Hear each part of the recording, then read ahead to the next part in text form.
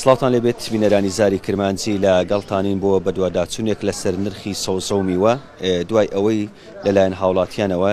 داوایان لە زاری کرمانجی کرد کە بەدواداچوونێک بکەین لەسەر گرانبوونی نرخی سەوزە و میوە بە شێوەیەکی گشتی لەگەڵ دەستپێکردنی مانجی ڕەمەزانی پیرۆز ومە بەس ئێستا لە گومرجی سەوزە و میوەی سۆرانین کە سەرچاوەی دابینکردنی سەوزە و میوێ بۆ بازاری سۆران و بە شێوەیەکی گشتی بازاری سنووری ئیدارەی سەربەخۆی سۆران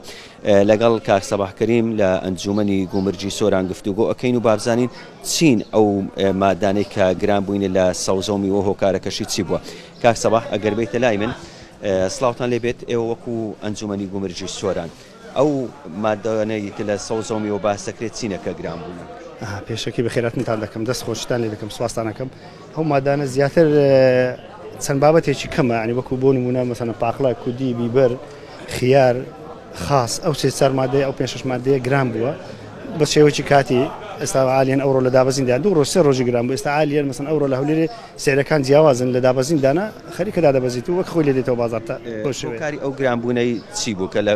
پێش ڕەمەزان و لەگەڵ دەستپێکردنی ڕەمەزان ئەو گۆڕانکاریە لە نرخ دروست بەر لە هەموو شتە خواستە ینی خواستی زیاتری لەسەر بوو مەسەڵەن ئەو چەند ڕۆژەی تەڵەبیاتی زۆرە کە تەڵەبیاتی هەبوو عادەتەن لە بازاری میوەی شتەکان کەم دەبی کە کەمیش بوو گران دەبیتن هۆکاری یەکەم ئەوەیە. ئەوانەی کە باست کردن ئەم کدووە بیبەرە پاقڵەیە یا خاص ئەوانە بەرهەمی عراقن یا لە وڵاتانی تر تێکراوە لە عراقیمان هەیە و دەرەوەشمان هەیە. زیاتر خواست لەسەر کامەیە لێرە وەکو خواست ڕەمەزانان عادەتەن زیاتر لە خواست لەسەر تەماتە خیار کاهوو کودی بیبەر پاقڵە ئەوانە زۆرە میوەکان عادەتەن کەمتری خواست لەسەرە.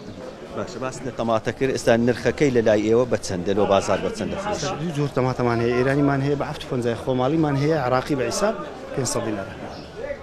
ئەو نرخی کە لە بازاڕشەیە ئێوە چاودێری ئەو شەکەن لە بەرەوە ئەنجومەنی گومرگنیا ئەوە ئەرچی چاودێری بازرگانی سۆر زیاتر ئەرچی چاودێری بازرگان دەتوانین ناو گومرگ ینی لە ئەستۆی خۆمانە زیاتر ئەوانە ئیشی لەسەر دەکەین. ئەی لە سەوزە ئەویش گۆڕانکاری بەسەردا هاتبوو لە نرخەکەی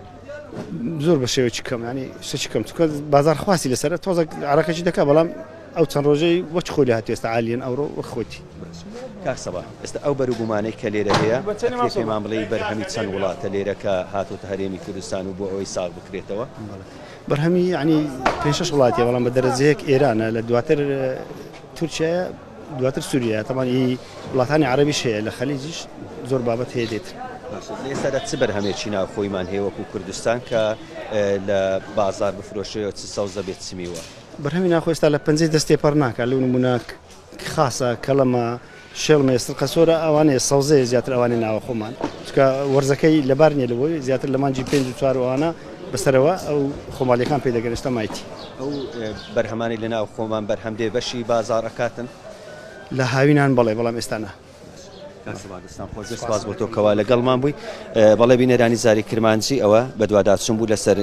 گرانبوونی نرخی سەوزە و میوەکە لە ئەمڕۆوە ئەو نرخانە دێنەوە خوارەوە نرخەکان جێگیر دەبنەوە وەکو کاک سەباح ئاماژەی پێکرد هۆکارەکەی ئەوەیە کە بەشێک لەو پێداویستیانەی کە لە سەوزە و میوە بێکە بۆ خواردن بەکار بهێندرێ بە تایبەتی ئەوە خواستی زیاتر ئەکەوێتە سەرێ بۆ ئەمە بەسە لەگەڵ چاودێری بازرگانی سۆرانیش قسەمان کرد سەفا دۆلەمەری ئاماژەی بەوە کرد کە ئەوان ڕۆژانە هەوڵەدەن لە ڕێگەی لیژنەکانیان هەم چاودێری نرخەکانی سەوزە و میوەش بکەن و لێژنەیەک پێک دێنن ڕۆژانە نرخەکان وەرەگرن و بەراوردی ئەکەن لەگەڵ ڕۆژی پێشتر بۆ ئەوەی لە هۆکاری گرانبوونی نرخ ئەگەر هاتوو نرخ گران بێ لێی بکۆڵنەوە بە دوواداچوونی زیاتری لەسەر بکەن.